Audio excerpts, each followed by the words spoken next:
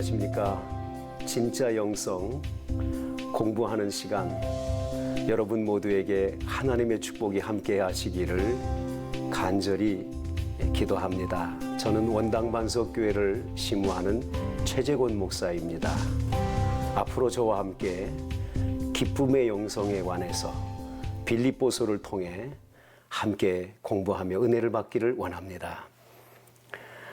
여러분과 함께 빌립보서라는 성경을 공부할 때 하나님께서 주시는 새로운 은혜가 여러분 가운데 충만하기를 원합니다. 오늘은 빌립보서 1장 1절과 2절을 통해 우리들에게 주시는 기쁨의 서신이라는 제목으로 함께 은혜를 나누고자 합니다. 제가 본문 말씀을 읽겠습니다.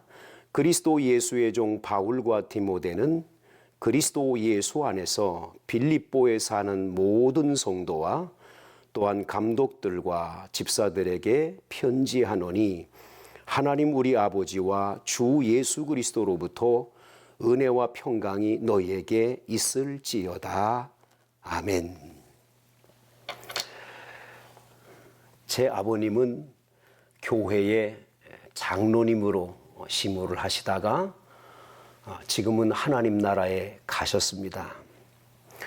저희 아버님께서는 어머님의 전도를 받고 교회를 열심히 나가려고 했지만 친구들과 여러 환경에 의해서 교회를 나가지를 못하고 계셨었는데, 한 번은 아버님께서 집을 떠나서 새로운 도시에 가서 가족 식구들을 위해 새로운 직장을 마련해서 일을 하시게 됐었습니다.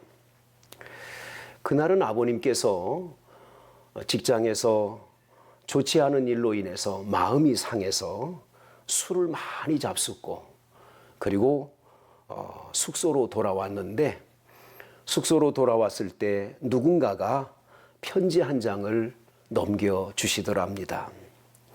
그래서 아버님께서는 그 편지를 받았는데 보니까 어머니가 다니시는 교회의 담임 목사님께서 보낸 편지였습니다. 아버님은 그 편지를 받는 순간 부들부들 떨리시면서 하염없이 눈물이 흐르시더랍니다.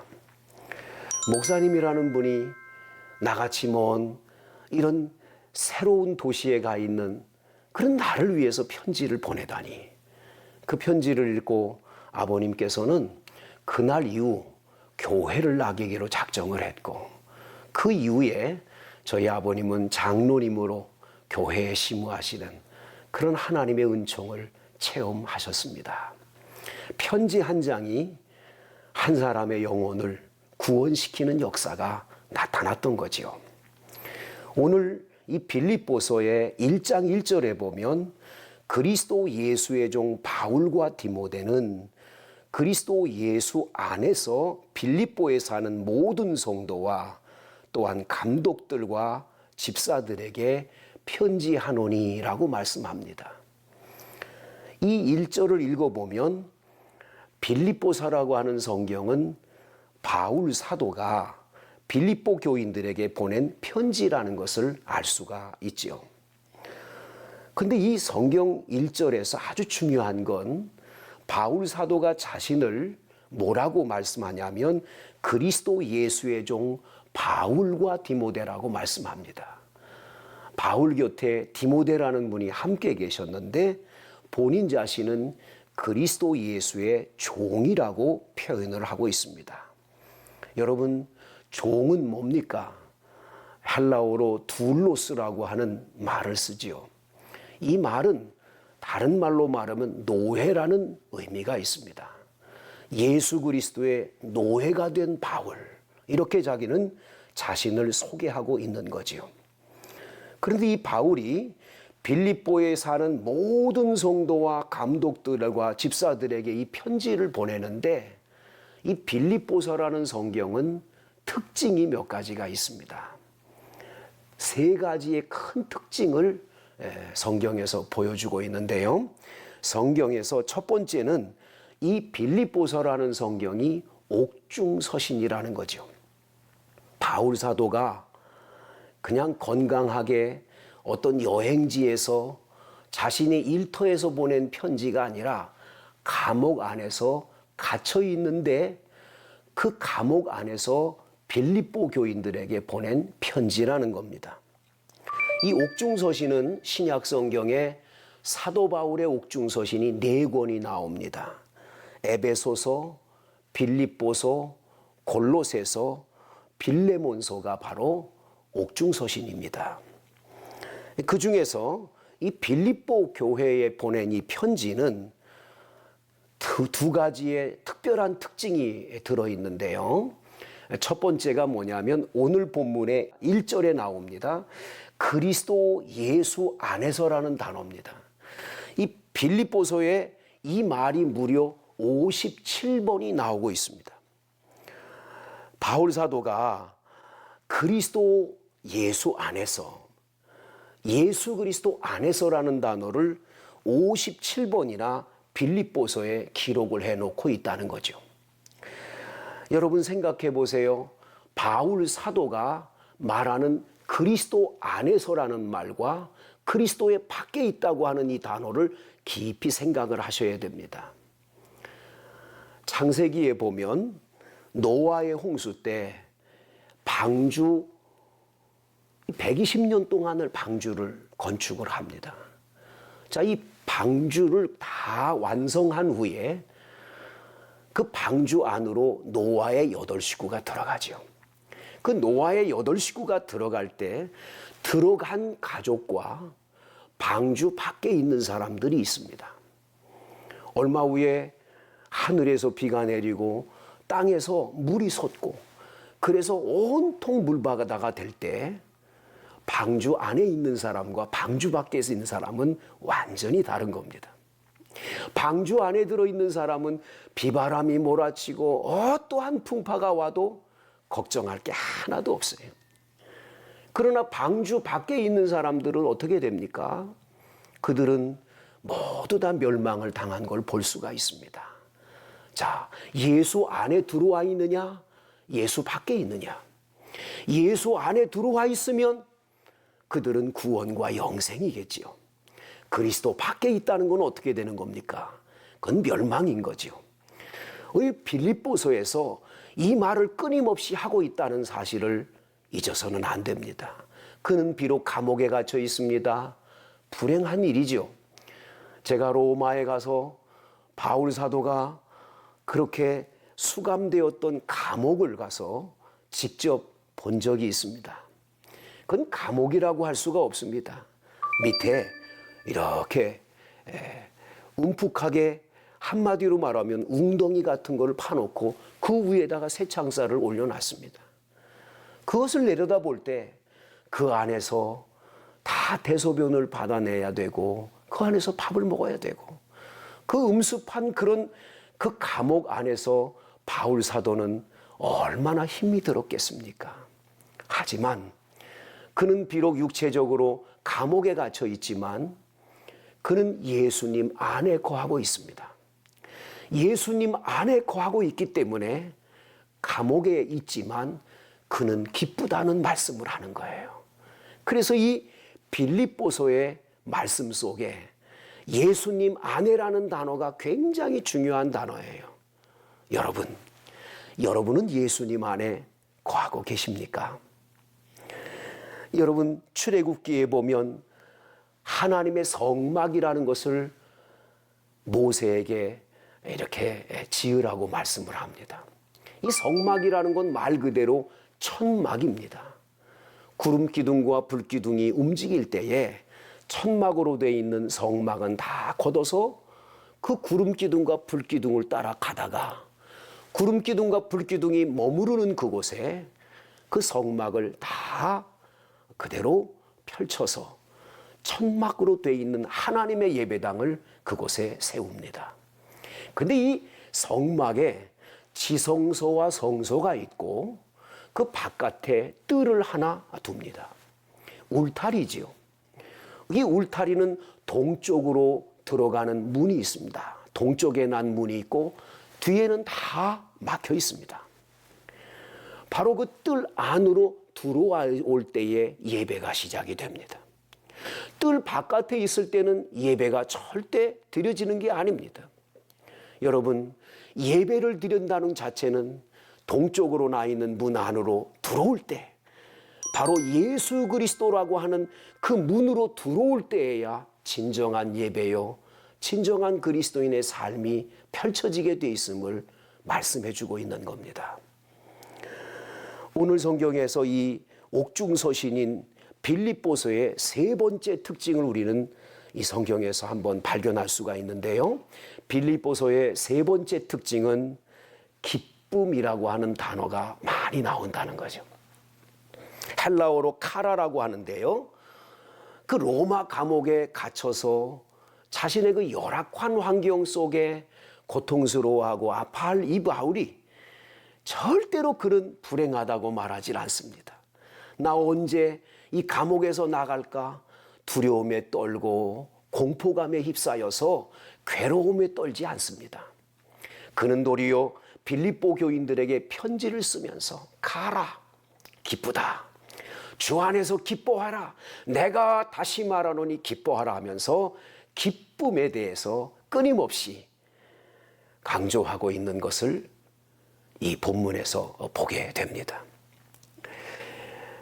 사랑하는 성도 여러분, 우리는 인생길을 걸을 때 힘들고 어렵고 짜증나고 불행하다는 생각 속에 우리 자신들이 끊임없이 기쁨을 잃어버리고 사는 때가 참 많습니다. 주께서는 우리에게 항상 기뻐하라 했지만 항상이라는 단어가 어울리지 않게 우리는 불평과 원망과 좌절과 낭만과 늘 내 자신의 삶은 왜 이렇게 불행할까? 그렇게 우리는 살아갈 때가 많지요. 그런데 우리는 이 빌립보서라고 하는 성경을 읽어가면서 바울 사도를 살펴보면, 야, 어떻게 이런 환경 속에서 그는 기쁘다 할 수 있었을까? 어떻게 기쁨 위의 서신이라고 하는 별명을 붙은 빌립보서를 쓸 수 있었을까? 우리는 그것을 빌립보서를 읽어가다가 큰 은혜를 받게 될 것입니다. 가독가와 요시히코라고 하는 사람이 쓴 기업을 살리는 웃음의 기술이라는 책이 있습니다. 이 책은 그 책의 내용이 이렇게 되어 있습니다. 많은 기업인들이 제품을 만들어서 판매할 때 어떻게 하면 많은 사람들이 이 제품을 사갈까? 그래서 좋은 제품을 만드는 데는 관심이 있다는 겁니다. 거기에만 온통 관심이 있다는 거죠. 그리고 어떻게 판매할까? 여기에만 관심이 있는데 사실은 그 제품을 사용하고 있는 소비자들이 어떤 것을 좋아하는지에 대해서 잘 발견을 못한다는 거예요. 그러면서 이 요시히코라고 하는 분이 뭐라고 말하냐면, 많은 제품을 소비하는 소비자들은 다른 걸 보는 게 아니라 그 제품을 판매할 때 판매하는 사람의 얼굴과 그 모습을 본다는 거죠. 그 제품 하나를 판매할 때 그 판매하는 사람의 얼굴이 기쁨이 충만해서 이 제품을 사면 참 좋습니다 하는 표정의 얼굴들이 있다면 아마도 사람들은 그 제품을 사고 싶어진다라는 거죠. 근데 많은 분들은 그런 생각을 잘 안 한다고 얘기를 합니다. 그러면서 이 책 속에서 세일즈맨 한 사람의 예화를 거기 드는데요. 미국 사람의 예화를 듭니다. 그의 이름은 조 지라드라는 사람입니다. 이 조 지라드라는 사람이 왜 유명하냐면 이 사람은 12년 동안 이 세일즈 왕이었습니다. 자동차를 1만 3천 한 대를 판매한 대단한 분입니다. 신화적인 인물입니다. 그런데 이 조 지라드라는 사람이 뭐라고 얘기를 하냐면 그는 이렇게 말합니다. 많은 사람들 앞에 나가서 자동차를 판매할 때 이 제품이 이렇습니다, 좋습니다 얘기 많이 하지만 정작 판매하는 사람의 얼굴을 그들에게 진정으로 야, 이 차를 타면 저렇게 행복한 얼굴이구나, 저렇게 기뻐지는구나, 그런 것엔 관심이 없다는 거죠. 얼굴은 밥통이 아니라 세수하려고 준 것이 얼굴이 아니라고 그는 말합니다. 친절과 행복과 기쁨을 전해줄 때 그 얼굴을 통해서 많은 분들이 그가 말하는, 그가 소개하는 제품에 관심을 기울이고 그것을 그들이 다 판매할 때 사가는, 그런 구입하는 기적이 일어나게 된다는 거죠. 여러분, 식당들이 왜 실패합니까? 식당에 가서 많은 분들이 음식을 잘 만들고 좋은 목에, 그래서 많은 손님들이 와서 깔끔하게 정리된 음식이면 많이 먹는다고 생각합니다. 그건 아닙니다. 여러분, 적어도 식당에 딱 들어갔을 때 제일 중요한 게 뭔 줄 아세요? 서빙하는 분의 얼굴입니다.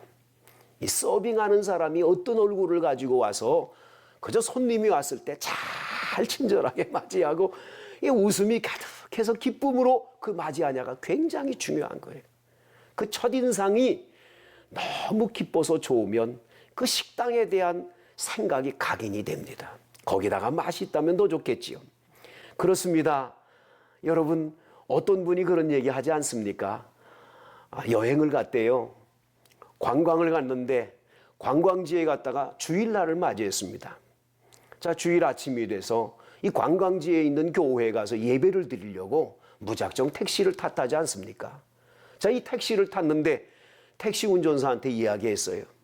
자, 여기 가까운데 어디 교회를 좀 날 데려다 달라고. 내가 예배 드리러 간다고. 알겠습니다.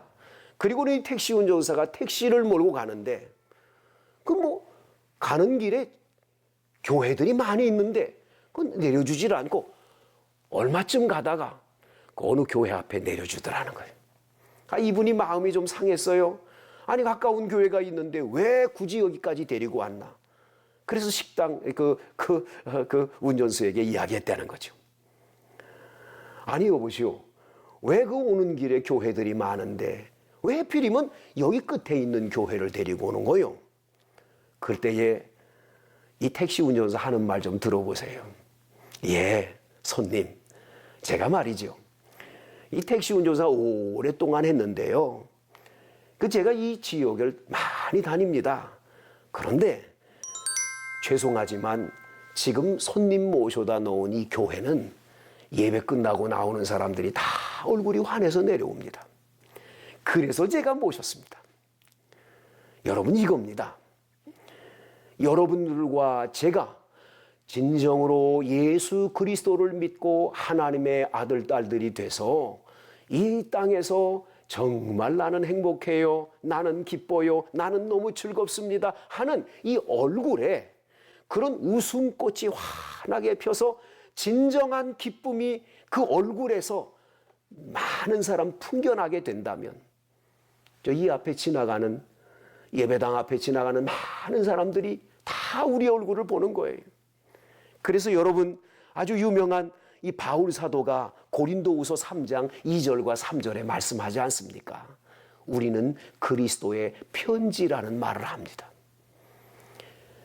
세상 사람들이 다 우리를 읽는 거예요. 우리 얼굴을 보는 거예요.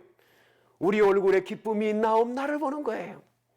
여러분들과 제가 진정으로 예수를 만난 진정한 은혜의 체험과 그런 기쁨이 충만해서 그 얼굴에 환한 미소로 여러분들이 교회를 다닌다면 이 주변 사람들 모두가 우리를 볼 거예요. 야, 교회 나가면, 예배당에 가면 저렇게 되나 보다.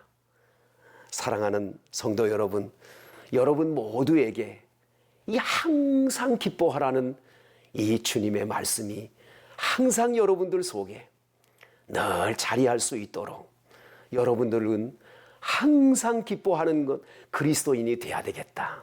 이게 여러분의 고백이 되게 되기를 바랍니다. 오래전에 편지라는 유행가가 있었습니다. 두 사람의 가수가 나와서 부르던 노래였는데요. 그 내용을 보면 참 재미가 있습니다. 말없이 건네주고 달아난 차가운 손, 가슴속 울려주는 눈물 젖은 편지, 하얀 종이 위에 작게 써내려간 너의 진실 알아내고 난 그만 울어버렸네. 뻥 뚫린 내 가슴에 서러움이 물 흐르면 떠나버린 너에게 사랑 노래 보낸다. 이런 노래입니다. 여러분, 이왕 편지인데 그 편지가 하필이면 왜 그렇게 가슴 아픈 눈물의 편지입니까? 자, 예수 믿는 우리들은 이 땅에 사는 동안 눈물로 이 세상을 살아가며 애통해하는 삶보다는 기쁨이 충만해서 살아가는 우리가 돼야 되지 않겠습니까?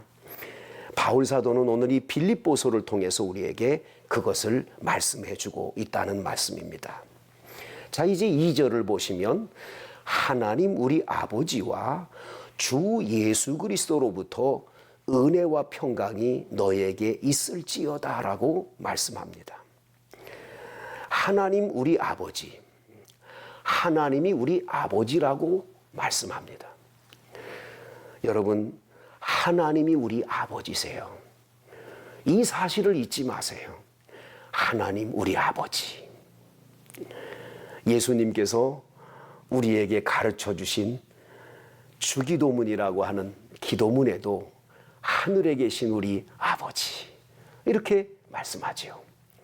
사실은 구약 성경에 하나님을 아버지라고 부르는 그런 불경한 것은 없습니다. 그건 아주 불경한 일로 생각했겠지요. 감히 어떻게 하나님을 아버지라고 부를 수 있습니까?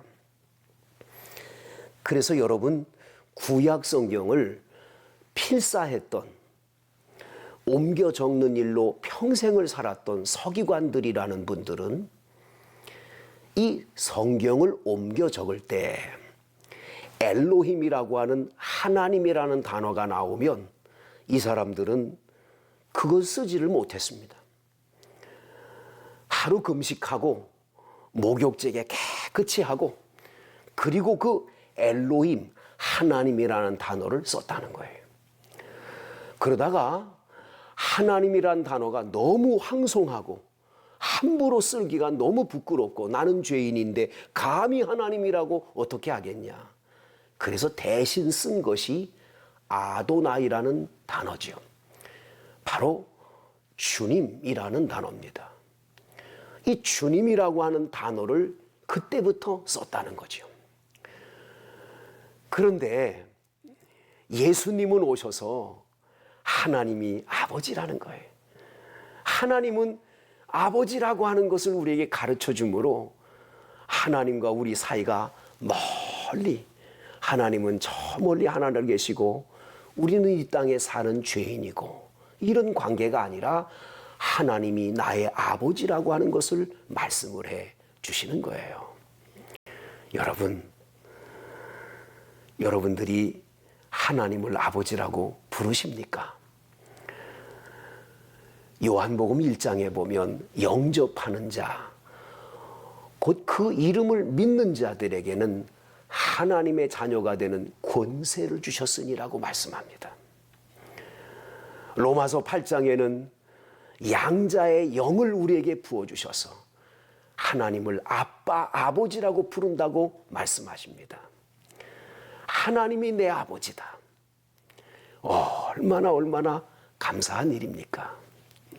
우리 교회에 한 성도님이 아버님이 일찍 세상을 떠나셨습니다.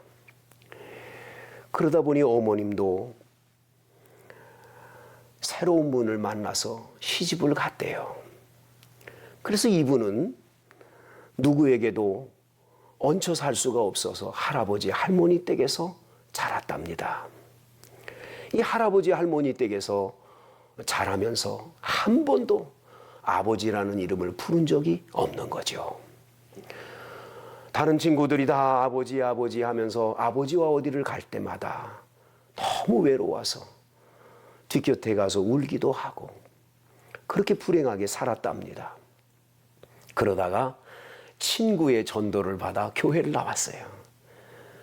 교회 탁 나온 그날 바로 그 예배 시간에 목사님 설교가 하나님이 우리 아버지라는 거예요. 그 하나님 아버지라는 그 말씀 앞에 얼마나 감사한지. 그 예배 시간에 그냥 너무 고마워서 그냥 흐느껴 엉엉 울었답니다. 하나님 아버지. 그러면서 그분은 얘기합니다. 나도 이제 아버지가 생겼다. 나도 이제 아버지라고 부를 분이 생겼다. 하나님이 내 아버지다. 성도 여러분, 하나님이 내 아버지다. 얼마나 행복합니까? 얼마나 기쁩니까? 얼마나 안심이 됩니까? 하나님 아버지가 내 아버지세요. 그 아버지가 여러분 주 예수 그리스도를 우리에게 보내주셨어요. 하나밖에 없는 독생자 외아들을 나를 위해 보내주셨어요.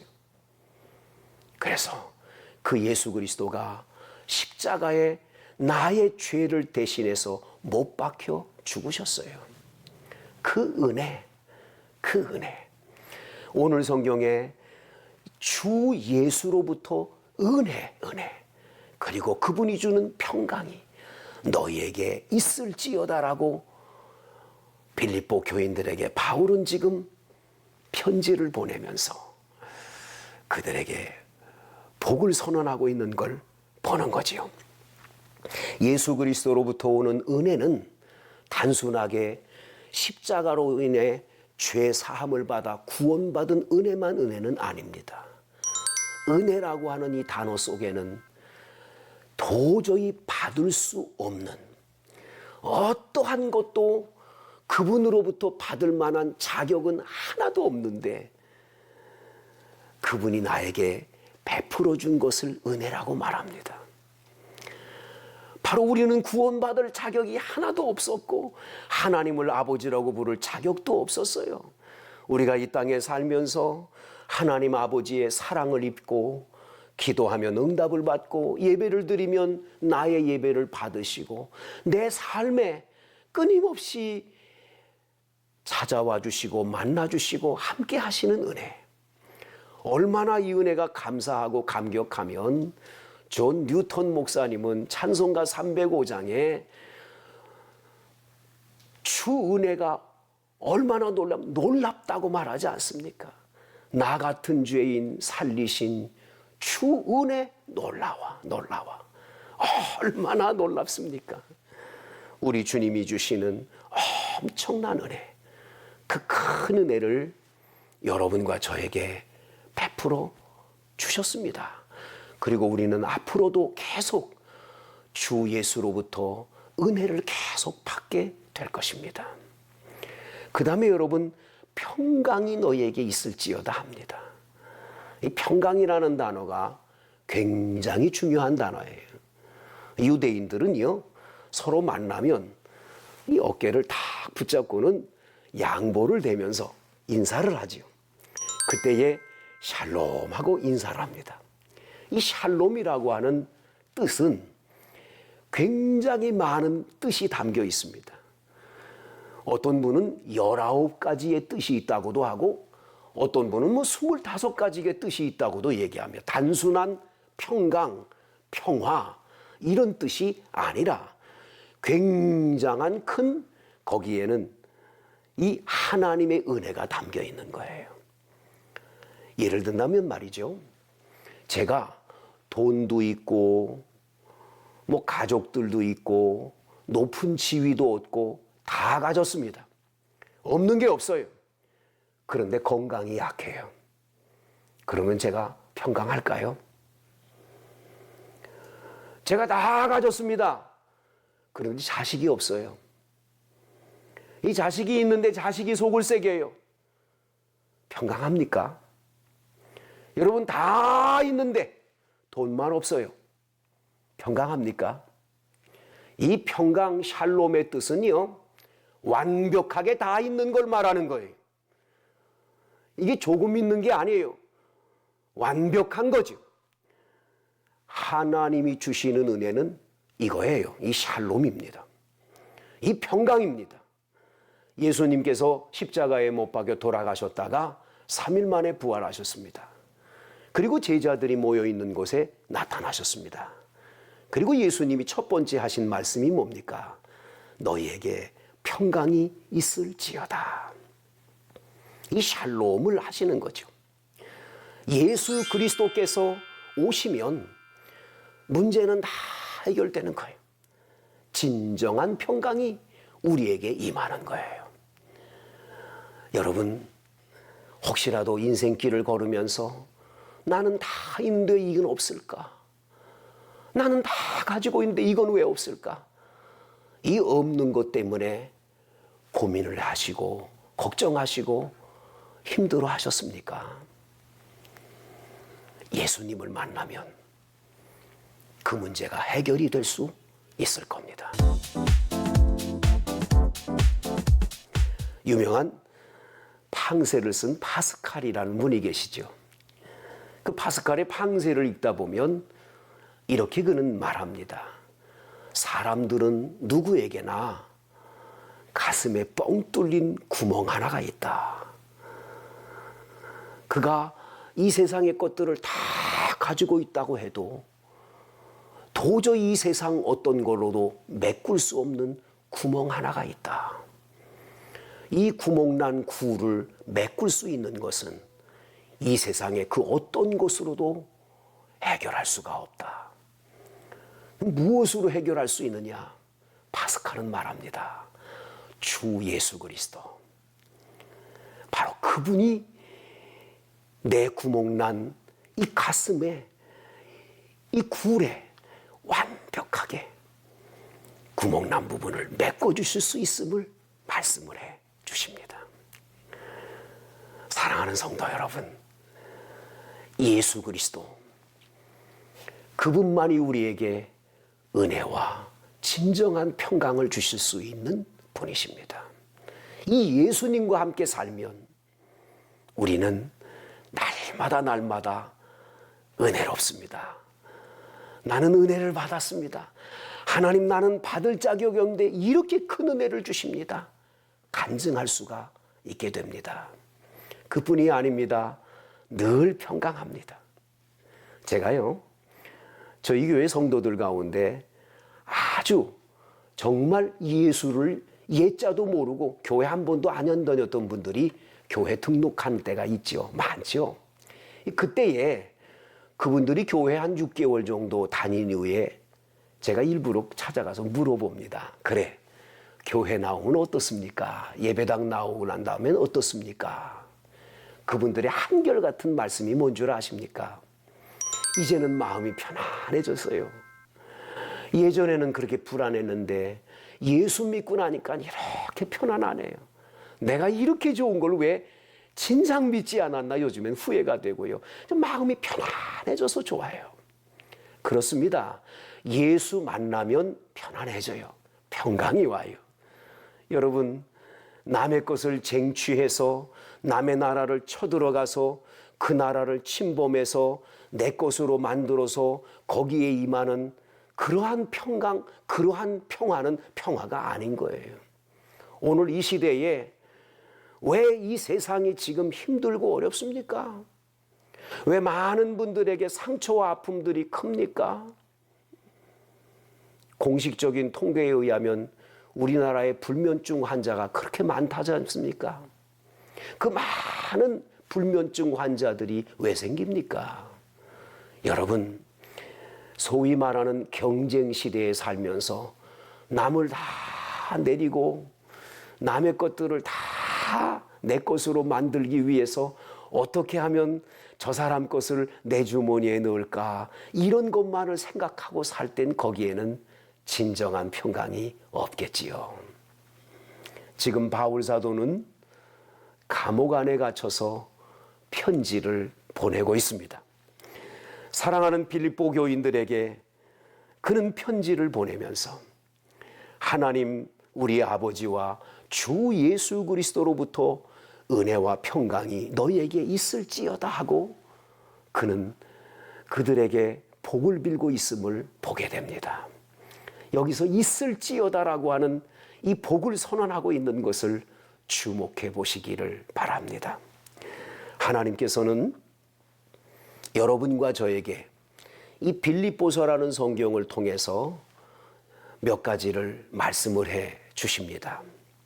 빌립보서는 바로 감옥 안에서 옥중서신으로 보낸 편지라는 것. 사도 바울은 지금 감옥 안에 갇혀서 고통스러워하고 아파하고 나 언제 꺼내줄 거야? 이 자유가 없는 이곳에서 언제 꺼내줄 거야? 그러한 불평과 원망이나 이 빌립보 교인들에게 편지를 보내면서 내가 지금 너무 힘들다. 너무 힘들어서 고통스러우니 나 좀 빨리 여기서 나를 건져다오. 이 문제를 놓고 기도해다오. 그런 말이 없는 거예요. 여러분, 마태, 마가, 누가복음에 보면 예수님보다 6개월 먼저 왔던 세례 요한을 알고 계시지 않습니까? 그는 약대 털옷을 입고 광야에 외치는 소리가 돼서 수많은 사람들에게 회개를 선언하고 요단강에서 물세례를 준 훌륭한, 예수님께서 말씀하시기를 여자가 낳은 자 중에 이만큼 훌륭한 아들이 없다고 할 만큼 칭찬을 아낌없이 주셨던 그런 선지자 중에 한 분이었지요.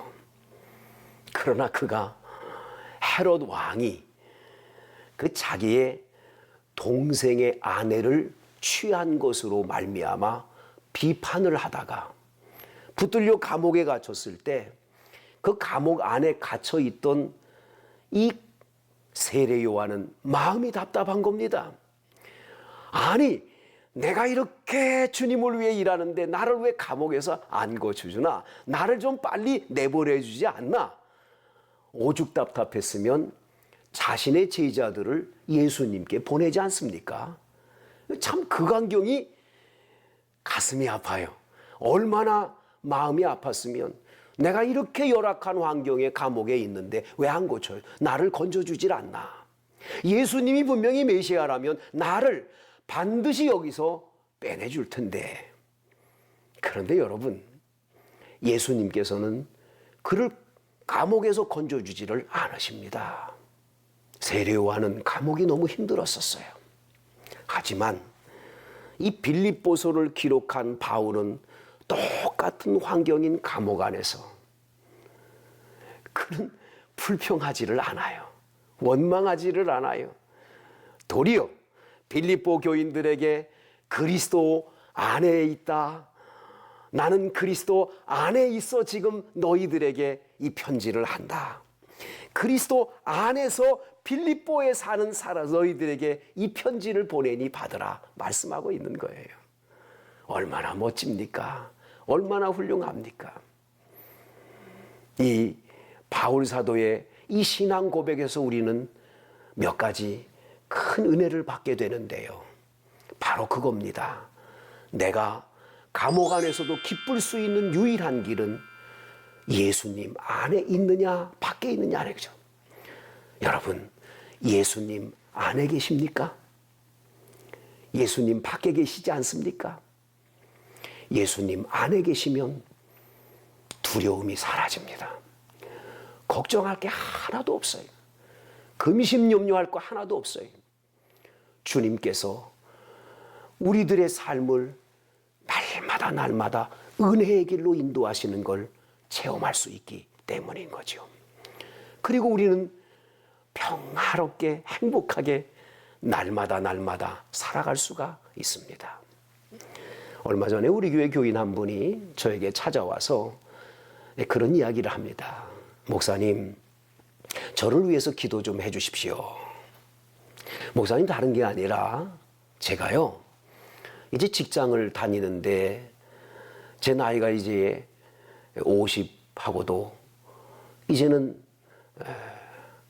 60세가 가까이 이제 다가오니까 다니던 직장에서 이제 얼마 안 있으면 은퇴를 하게 됩니다. 자, 이 직장에서 은퇴 이후에 나머지 삶은 어떻게 살아야 될까? 이제 벌어놓은 돈도 없고, 이게 애들을 어떻게 결혼은 시켰지만은, 우리 부부가 앞으로 살아가려면 뭐 이것도 필요하고 저것도 필요하고 다 필요한데 준비된 게 하나도 없다고 그렇게 걱정을 하면서 저보고 앞으로 제가 남은 생애를 어떻게 살아야 될지를 기도해 달라고 부탁을 합니다. 제가 그때에 그분에게 이렇게 말씀을 드렸습니다. 지금까지 지내온 게 주의 크신 은혜라고 하는 찬송가 301장 1절을 기억하시지요? 바로 에베네셀의 하나님, 지금까지 지내온 여기까지 도우신 하나님 아버지, 이거 믿으십니까? 아, 믿지요. 그럼요. 하나님이 안 도와줬다면 제가 여기까지 올 수 없었죠. 그러면 임마누엘의 하나님은 믿습니까? 임마누엘 하나님이요? 안 모르셨습니까? 하나님이 우리와 함께 계시다. 임마누엘. 아니, 지금 집사님과 하나님이 함께 계시는 건 믿느냐고요? 임마누엘. 안 믿지요. 아, 그러면 에베네셀의 하나님, 아멘. 임마누엘의 하나님, 아멘. 과거에서 지금까지 지켜주신 하나님, 아멘. 지금 함께 하시는 하나님, 아멘. 그러면 마지막 한 가지 기억하세요. 여호와 이레의 하나님을 믿으세요. 여호와 이레의 하나님, 주님께서 다 앞길을 예비해 놓으신 길이 있다는 걸 믿으세요. 이것만 믿으면 걱정할 거 하나도 없습니다. 믿음이란 히브리어 단어는 기댄다는 뜻이 들어 있습니다. 이 기댈 때, 어느 벽에다가 이렇게 몸을 기댈 때 그 벽이 혹시라도 부실해서 이렇게 넘어지게 되지 않았습니까? 넘어지는데, 넘어지면 얼른 몸을 떼내야 되잖아요. 그건 믿음이 아니에요. 믿음이란 그 벽이 이렇게 기울어져 가지고 땅에 닿기 전까지 믿는 걸 말하는 거예요. 이거 의지하는 걸 말하는 거예요. 나이 75세 된 아브라함에게 아들 주겠다? 아들을 정말 주님이 주신다는 그 약속을 굳게 믿었는데 무려 25년 동안 아들을 안 주세요. 그래도 아브라함은요, 나중에 약속의 자녀인 이삭을 만나지 않습니까? 100살 되던 해에 아들을 얻어요. 이게 믿음입니다. 안 돼요. 부인 사라가 성녀가 됐어요. 이제는 아기 낳을 수 없어요. 그런데 끝까지 믿는 거예요. 바로 그겁니다. 집사님, 하나님께 기대세요. 여호와 이레 하나님이 앞길을 예비해 주시고 인도할 거예요. 그분은 하나님 아버지시니까 말이죠. 이 하나님 아버지의 은혜와 평강이 넘치게 될 겁니다 하고 말씀을 드렸을 때 집사님 얼굴이 환해서 기쁨으로 돌아가는 걸 보면서 저도 은혜를 받았습니다.